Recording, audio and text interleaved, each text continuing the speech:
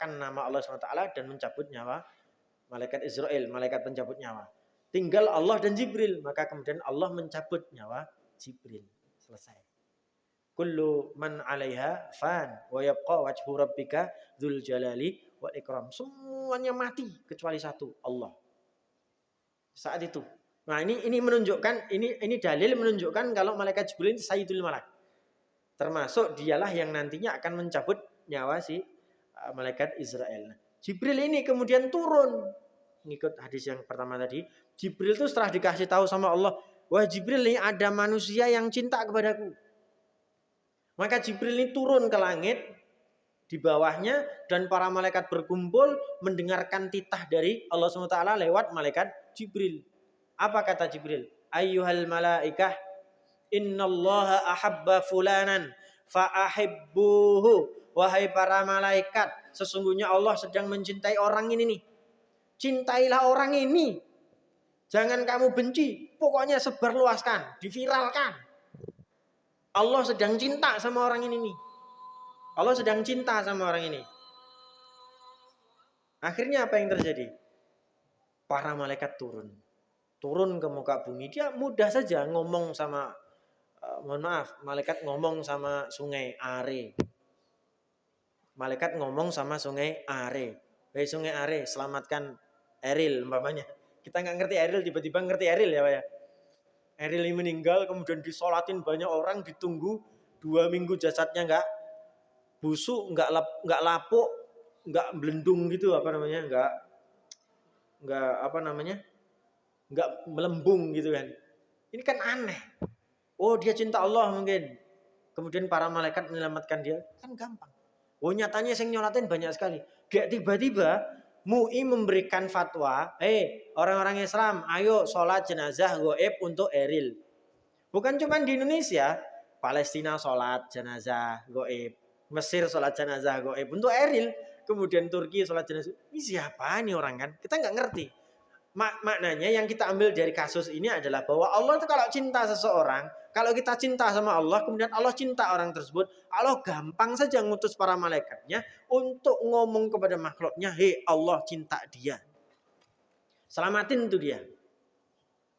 Ini gampang. Belum lagi, Masya Allah, luar biasa. Jadi, ikhwafillah rahimakumullah, ini kalau kembali ke cerita para wali, ini para waliku nih, jangan dimusuhi. Ini para waliku nih dicintai semuanya. Ada contoh ya, ada contoh yang buruk, ada contoh yang buruk. Jadi ketika Allah benci seseorang, Allah tinggal ngutus saja malaikatnya untuk masuk salah satu makhluknya atau mungkin siapa yang memang siap untuk diberi titah. Zaman tersebut ada salah satu wali, wali ini adalah khalifah terakhir Turki Utsmani. Jadi oleh kalangan Aswaja, oleh kalangan Ahlussunnah wal Jamaah, di kalangan Asy'ariyah, khalifah Turki Utsmani ini adalah seorang wali. Kenapa wali? Karena dia seorang yang zuhud, yang qanaah. Dia kalau suruh ngurusi agama, Masya Allah, kalau dia beragama itu sudah luar biasa zuhud sekali. Dia soleh, zuhud banget. Cuman qadarullah ketika dia harus ngurusi urusan kenegaraan, saking lugunya dia banyak dimanfaatin orang. Karena urusan politik, kalau dia tidak punya kecakapan mudah dimanfaatkan. Nah qadarullah muncul musuh Allah yang bernama Mustafa Kamal Atatürk. Saya yakin antum pernah dengar semua nih. Antum kalau baca bukunya Ustaz Felix juga ada itu. Jadi Mustafa Kamal Atatürk ini orang yang suka menistakan khalifah dan keluarga khalifah. Ini luar biasa, mengerikan. Sampai beberapa tentaranya mau mengganggu khalifah ini, nggak mau. Saking aku ganggu gimana orang setua ini, sesepuh ini, sebaik ini harus aku ganggu, harus aku nistakan. Sampai begitunya. Ya, apa yang terjadi kemudian? Dia wafat, kemudian keluarganya juga begitu, sudah pokoknya dinistakan betul. Apa yang terjadi? Man adali waliyan faqad adantu billah. Allah ngutus manusia, Allah ngutus makhluknya, Allah ngutus para malaikatnya. Udah loh, ini ada orang yang memusuhi waliku, perangi dia. Mungkin saat itu karena manusia-manusia nggak ada yang siap melaksanakan titah Allah tersebut. Apa yang terjadi kemudian? ya nggak ada manusia yang berani melawan Atatürk ya, karena memang saat itu sekularisasi tinggi sekali, liberalisasi tinggi sekali, dan banyak orang takut. Ya sudahlah, Allah kasih aja itu permusuhannya lewat seekor nyamuk. Seekor nyamuk, Pak.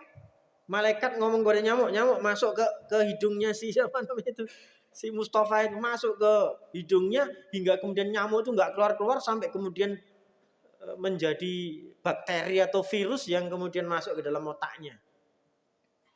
Dan kita ngerti kalau sudah terkena kanker batang otak sudah nggak bisa ngapa-ngapa. Jadi otak ini ada batangnya, kalau batangnya itu sudah lapuk lah, yuk otaknya udah nggak bisa ngapa-ngapa. Kemana-mana udah susah, mikir susah, mengingat susah, lupa semua. Jadi sosok Mustafa Kamal itu seperti itu. Karena apa? Memusuhi oleh Allah SWT. Bahkan dalam ceritanya, dia termasuk orang-orang yang mengubah Turki Utsmani yang begitu Islami menjadi sangat sekuler. Adanya nggak boleh bahasa Arab. Yang tadinya berjilbab-jilbab tuh para perempuan suruh lepas.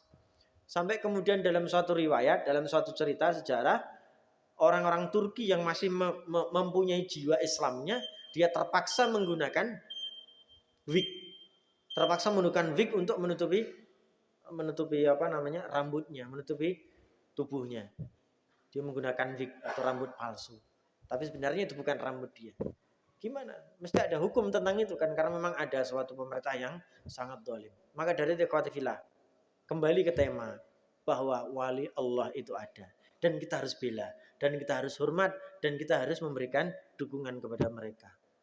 Kenapa? Karena kita agar masuk dalam jalur yang benar sampai kita mati. Kita harus begitu. Ada orang soleh, ada. Ada orang lebih soleh dari kita, ada. Dan Allah akan tunjukkan itu kepada kita. Terakhir, siapapun manusia, kalau dia mendapatkan iman, dia mendapatkan hidayah dari Allah, kasus-kasus itu akan selalu dibaca dengan iman, bukan dengan ilmu pengetahuan. Ilmu pengetahuan itu nomor sekian. Mohon maaf, saya ceritakan tentang kasusnya kematiannya si Eril ini.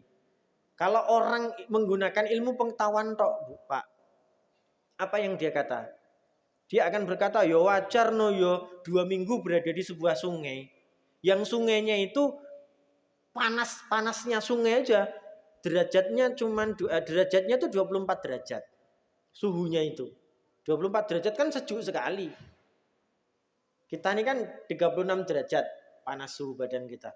Kalau suhu derajat Celciusnya itu 30 ke atas itu sudah panas sekali. Ini suhunya cuma 24, artinya sejuk banget. Kok apalagi musim-musim yang dingin, dia bisa sampai 10 derajat bahkan di bawah itu. Ya wajar dong kalau kemudian jenazahnya tidak lapuk, tidak melembung, tidak busuk. Lawang sungainya bersih, jernih. Suhunya juga Suhunya juga standar dingin gitu. Ya wajar kalau tidak rusak. Itu orang, Pak, menggunakan akalnya, menggunakan IQ-nya, menggunakan ilmu pengetahuannya, tapi nggak ada iman, berhenti tok sampai situ. Tapi kalau orang beriman, dia akan berkata berbeda. Masya Allah, subhanallah, dia akan berkata, ini kematian yang luar biasa. Itu pasti, Pak. Matinya dalam kondisi melindungi ibu dan adiknya, berenang. Matinya tenggelam. Kayak tenggelam sendiri sudah mendapatkan gelar syahid. Iya kan? Syahid sendiri ada banyak tuh kan. Syahid bukan cuma sebatas yang berperang di jalan Allah dan mati di jalan itu. Tapi kata Rasulullah, syahid itu banyak. Salah satunya orang yang tenggelam. Al-gharaq, al-haraq, al-hadam, man qutila duna mali, man qutila duna dami, ya kan? Al-mabtun, al-mat'un itu syahid. Al-mautu fi jam'ah itu syahid semua. Karena aku ingin umatku ini mendapatkan tanda-tanda mati baik. Nanti bertemu aku di surga kelak. Kita pengen, walaupun mungkin mohon maaf, syahidnya orang-orang seperti ini berbeda dengan syahidnya orang-orang yang berjihad di jalan Allah dan mati di jalan tersebut. Itu berbeda. Tapi tetap gelar syahid ini muncul dari Rasulullah. Kita nggak boleh protes. Ini orang tenggelam mati syahid. Syahidnya itu gelar dari Rasul. Jadi bukan gelar dari ulama, bukan gelar dari kita. Gelarnya Rasulullah kepada mereka.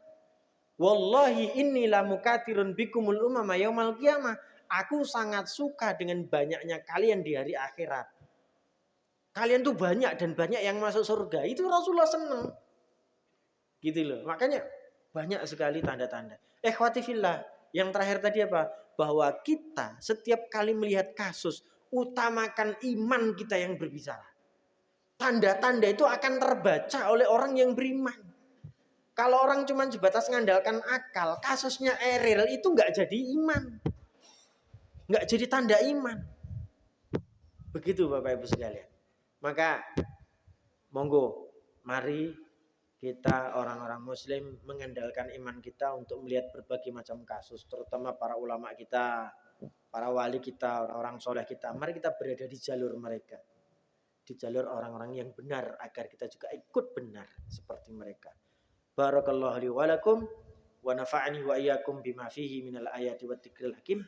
Aqulu qouli hadza fastaghfiruhu innahu huwal ghafurur rahim. Subhanakallahumma wa bihamdika asyhadu an la ilaha illa anta astaghfiruka wa atubu ilaik. Assalamualaikum warahmatullahi wabarakatuh.